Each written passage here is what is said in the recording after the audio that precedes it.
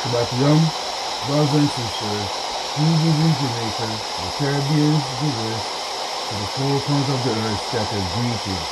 As we shall our lesson, we're going to title it, The Destruction of Damascus. The Destruction of Damascus, brothers and sisters, right? And that prophecy, when you see that prophecy happen, brothers and sisters, that's going to be like a domino effect in Northeast Africa, the surrounding areas, right? Because the reason for that, once you see Damascus being destroyed as what prophecy prophesies and is going to be fulfilled, that's when you see the synagogue of Hashatan in that region, in our land located in Northeast Africa and the surrounding areas, right? Not just that one patch of land, but the surrounding areas, right? Right, brothers and sisters? Then you will see those synagogue of Hashatan flee the land or get destroyed and cast out of the land because that was not their inheritance in the first place, right? So you could mark you could mark the destruction of Damascus as our deliverance drawing nigh to return back to our land located northeast of Africa and the surrounding areas, right? And like I always said unto you, brothers and sisters, you can go and do added research to this subject topic, right? And teach me something, right? That I may glorify the Most High which is in heaven, right, brothers and sisters? So let's kick it off with scriptures, right? So take a look at the screen, brothers and sisters. Yashra'El, chapter 17, right? The harsh prophecy concerning Damascus, behold, Damascus shall be removed from being a city, and it shall be a depth of ruins. So right off the back, the Most High, reveal this unto Yashra'El. Right off the back, he's telling you plain and straight in verse 1, right? The harsh prophecy concerning Damascus, behold, Damascus shall be removed from being a city, and it shall be a depth of ruins. That's future prophecy. The cities of Aurora shall be abandoned, for the flocks shall they be, and they shall lie undisturbed. Right? So that is showing you that the city is going to be so desolate, so far removed from any civility, right? That, because you know how sheep is. Sheep is a very frightful animal. You understand? And if they're gonna come, because it says right here, right, the city of Aurora shall be abandoned, for the flocks shall they be, and they shall lie on the. So that mean the goats, the sheep, the ox, they're gonna lie in the street on the surf because there is no interaction with humans. They're gonna be free roaming, right? And a fortress shall cease from Ephraim, and a kingdom from Damascus, and the remnant of Aram, like the glory of the children of Israel, shall they be, says Yahweh of hosts. Right? And it shall come to pass on that day that the glory of Jacob shall become impoverished, and the fatness of his flesh shall become emaciated. Right? And it shall be like gathering the harvest of the standing grain, and His arm reaps ears, and he shall be as one who gathers ears of grain in the valley of Raphim. And a cleaning or gleanings shall be left in it, like the cutting of an olive tree, 2 or 3 berries at the end of the uppermost bough, 4 or 5 on its branches when it produce fruit, says Yahuwah, Elohim of Israel. On that day man shall turn to his Maker, and his eyes shall look to the Holy One of Israel. And ye shall not turn to the altar of the work of his hands, and what his fingers made he shall not regard, neither the Asherim nor the sun images. Right? Sun image, right, brothers and sisters? Take a look at the screen, you'll see the sun image, right? On that day the cities of his strength shall be like the abandonment of the forest and the many branched trees which they abandoned from before the children of Israel, and it became a waste. For you forgot the Elohim of your salvation, and the rock of your strength you did not remember, because I planted you with pleasant saplings, and with the branch of a stranger you sow it. On the day of your planting you mingle, and in the morning you cause your seed to blossom, a heap of harvest on a day of sickness and a mortal pain. Woe to a multitude of many peoples, like the roaring of seas they roar, and a rushing of nations, like the rushing of mighty waters they rush. Nations like the rushing of many waters they rush, and he shall rebuke them, and he shall flee from afar, and he shall be pursued like chaff of the mountains before the wind, and like the thistle blossom before the tempest. At eventide, behold, there is fright; before morning he is no more. This is the portion of our plunderers, and the lot of our spoilers. Right? Right, brothers and sisters, so the future prophecy of Damascus is written in scriptures, right? Destruction of Damascus, chastisement of the north, right? Burden of Damascus, brothers and sisters. The same as Damascus, today the capital of Syria. Syria is also called Aram in some translation, right? Look at the map on your screen, brothers and sisters.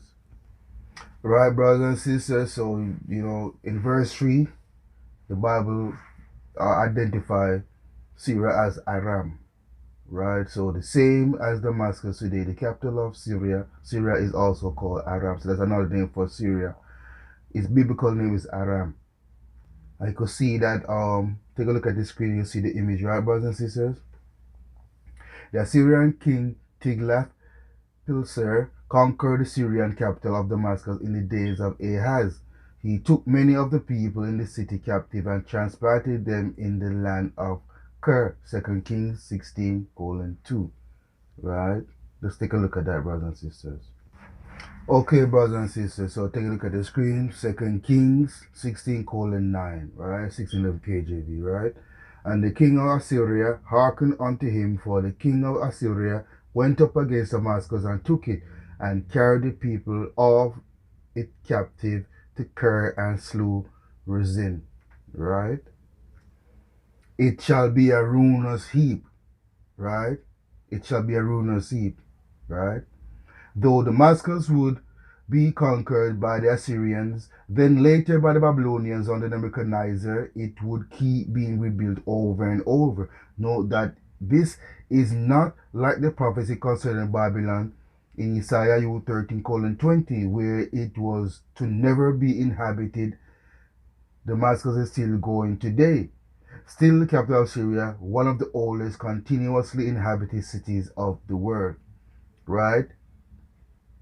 The cities of Aurora are forsaken. The city of Aurora are forsaken. So we're breaking it down, right? We're breaking these down by verses, right, brothers and sisters? Aurora, the name means ruins. Aurora, the name means ruins. There were 3 different cities named this. Apparently this one was in the territory of Gad, on the eastern side of the Jordan, about 25 miles northeast of the northern tip of the Dead Sea, a mile east of the city of Rabbah, capital of the Ammonites, right? Yes, brothers and sisters, so you could take a look at the screen, you will see the location of Gad, right? Right, brothers and sisters? Alright. They shall be for flocks. They shall be for flocks. The idea is that the populated areas will be so desolate, there will be such a lack of people that sheep, which are very easily frightened, will make the ruins their home since there are no people around to frighten them. The fortress also shall cease from Ephraim. Ephraim is another name used for the northern kingdom of Israel, Yashra'El. It was the name of the most dominant tribe of the 10 tribes that made up the northern kingdom. So Ephraim is part of tribe of Joseph, right? Joseph had a double portion, Manasseh, Ephraim, right? As we've already seen in Isaiah, the northern kingdom of Israel had been allied with Syria, Isaiah 7, colon 8. They had even attacked the southern kingdom of Judah together. The idea is that the north will be conquered. There will be no strong cities to withstand the attack of the Assyrian army. And the kingdom from Damascus. Damascus was the capital of Syria. It will lose its national identity as it's conquered by the Assyrians. And the remnant of Syria, they shall be as the glory of the children of Israel. The Syrians will suffer the same fate that the northern kingdom of Israel would suffer, being defeated and losing their national identity. The glory of Jacob shall be made thin. The great northern kingdom, the one that made up the majority of the children of Israel, would lose its glory as its people are carried off into captivity by the Assyrians and scattered around the world. It's interesting to see that through this prophecy starts off being aimed at Damascus. From here the focus changes to the northern kingdom of Israel. There's a sense in which Israel is going to be judged for their own sins, but there's also a sense here in which they're getting caught up in judgment that's being aimed at Damascus, right?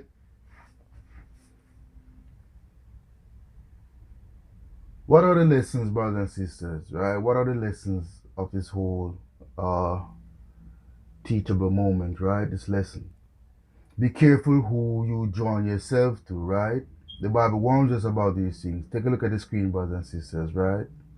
Take a look at the screen, brothers and sisters. Second Corinthians 6, colon 14 to 16, right? Be ye not unequally yoked together with unbelievers, for what fellowship hath righteousness with unrighteousness, and what communion hath light with darkness, and what concord hath Mashiach with Belial? Or what part hath he that believeth with an infidel? And what agreement hath the temple of Elohim with idols? For ye are the temple of the living Elohim, as Elohim hath said, I will dwell in them and walk in them, and I will be their Elohim, and they shall be my people. The warning is against developing the kinds of relationship with unbelievers where they will tend to influence us and bringing us down. Marriage, business, partnership. This doesn't mean we aren't to have any relationship with unbelievers. We need to be there to love them and draw them to Yahusha, right? Especially among our people, so-called black people, who are still caught up and hooked up on this addictive drug called religion, Christianity, and Islam, and all those pagan idols they worship. Hmm? Hmm? But when we get too close, too tied up with them, then when they stumble, we fall with them. When they come under judgment, we can get hit with it as well, right? It's one thing to be hanging around, loving and sharing with a drug dealer, seeking to lead them to Yahusha, but when that person is your roommate and then they get arrested, you may go to jail. Here's another comparison or illustration, brothers and sisters, right? Abraham's nephew Lot got himself and his family into trouble because he got a little too close to the wildlife. When he and Abraham had to part ways because their flocks were getting too big to share the same land, Lot decided he'd start wandering over toward the city of Sodom. You can read that in Genesis 13.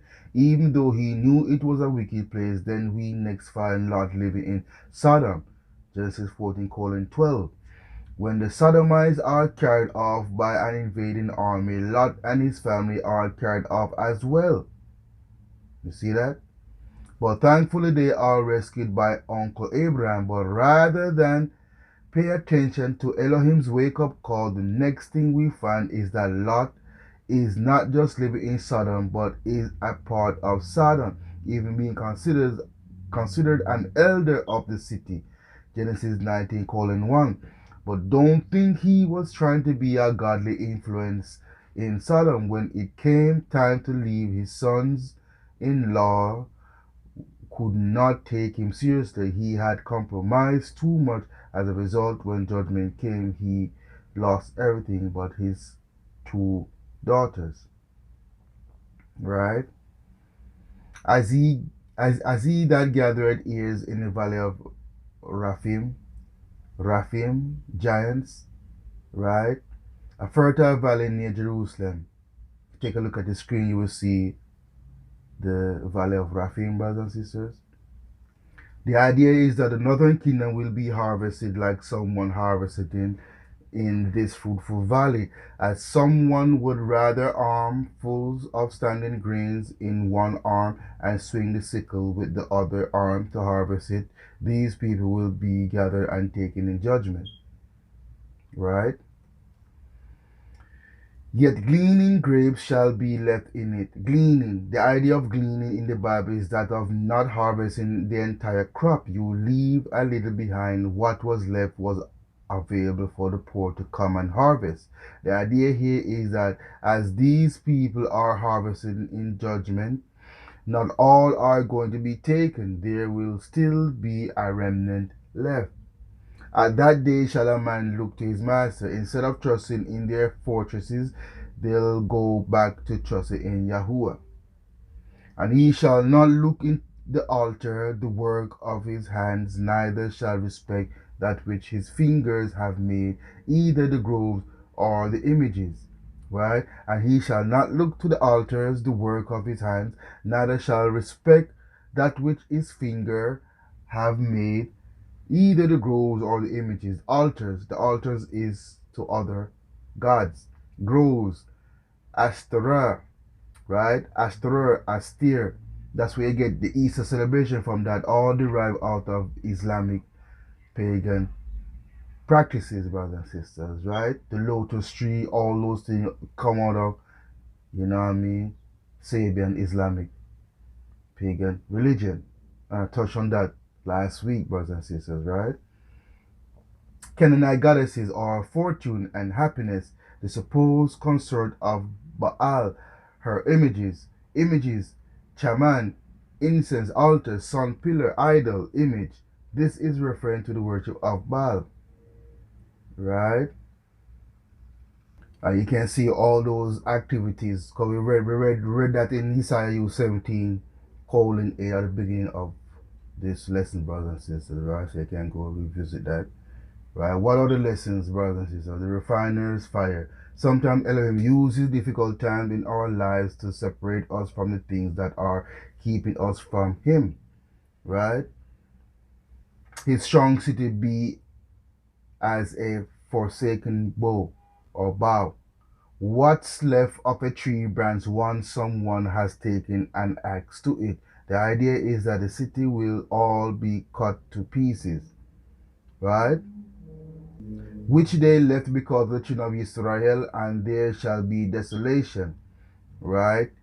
In other words, the city that the Canaanites and the Amorites and the Hittites, right, deserted when Israel came to conquer the land, those same cities will be deserted by the Israelites or the Yashra'Elites when the Assyrians come to conquer. Therefore shalt thou plant pleasant plants, right? You may plant the finest imported grapevines, but the harvest shall be a heap in the day of grief, right? So what are the lessons, brothers and sisters? When you are away from Elohim, nothing satisfies. When we are trying our best to forget Elohim, we will turn to all sorts of things to try and take away the pain. It may be that we try drugs, alcohol, or sex to take away the pain. Maybe we just try going on a special vacation or go out to dinner. Sometimes these things look pretty promising. There seems to be a measure of relief for a while, but soon the emptiness is back. Only Yahusha can fill the emptiness. You and I were created with a special purpose in mind to be able to know and enjoy Elohim. And when sin comes into the picture, that ability to relate to Elohim is broken. The only way to mend the brokenness is to do something about the sinful nature. It's not just a matter of stopping the sin, though that's important. It's a matter of actually paying the price for sins that's required. That's why Yahusha came to earth and died on the tree. He died to pay the penalty for Yisrael, right? Yashra'El. He died and experienced hell so that we would not have to. And when we turn to him and ask his for his forgiveness, the rift between us and Elohim is mended. It's only at that point that we can begin to taste of all the goodness that Elohim has for his children. Destruction of invaders. Woe to the multitude of many people. Woe, probably better translated woe, or alas, it's kind of an alarm being sent out that a huge army is invading the land. As the chaff of the mountain forced the wind, after a crop was harvested, the grain needed to be separated from the husk, from the chaff, in order to be usable. After the grain was crushed, it would be thrown up into the air where the wind would blow the chaff off to the side, and the heavier grain would fall to the ground. A threshing floor was usually built on top of a hill where the wind would be stronger. The idea here is that when these nations are rebuked by Elohim, they are just blown away, blown in the wind, like a rolling thing before the whirlwind, like a tumbleweed being driven by the wind. What's the lesson here we can learn, brothers and sisters? Elohim can take care of the biggest enemy. Sometimes our problems can seem pretty big. Right? Here's an illustration of that, brothers and sisters. When we become fearful, it's either because our Elohim is too small or we've taken our eyes off of Elohim and have forgotten just how big he really is. At evening tide, trouble, and before the morning, he is not. Right? This is exactly what would happen to the small kingdom of Judah when the big bad Assyrian army would come against it. Right? 2 Kings 19:35. And it came to pass that night that the angel of Yahuwah went out and smote in the camp of the Assyrian 185,000. And when they arose early in the morning, behold, they were all dead corpses. Right? And you can see that scripture on the screen, brothers and sisters, right? This is a portion of them that spoil us. What's the lesson? Right? In Isaiah 54:17, it says, no weapons that form against thee shall prosper, brothers and sisters, right? And every tongue that shall rise against thee, or every weapons that rise against thee shall not prosper. Right? So God take care of his own, brothers and sisters. God take, Elohim take care of his own. Those that are keeping his laws, commandments, and statutes, right? It may not always come overnight as it did with the Assyrians, right? It may not be initially the outcome you hope it is, but Elohim will take care of his own. So the Most High move in his own time, right? And your test is to be patient and wait. The scripture said, be still and know that I am Elohim, brothers and sisters. right? So again, once they see the destruction of Damascus, that's when Yashra'El, ethnic Yashra'El, those who were taken into chattel slavery and scattered to the four corners of the earth, that's when the Most High is going to get ready to gather us and transplant us back into our land, and we're going to rebuild, and we're going to take all the spoils of the land of our captivity, whither we were scattered, and we're going to go back and build, bringing in the sheaves, brothers and sisters, right?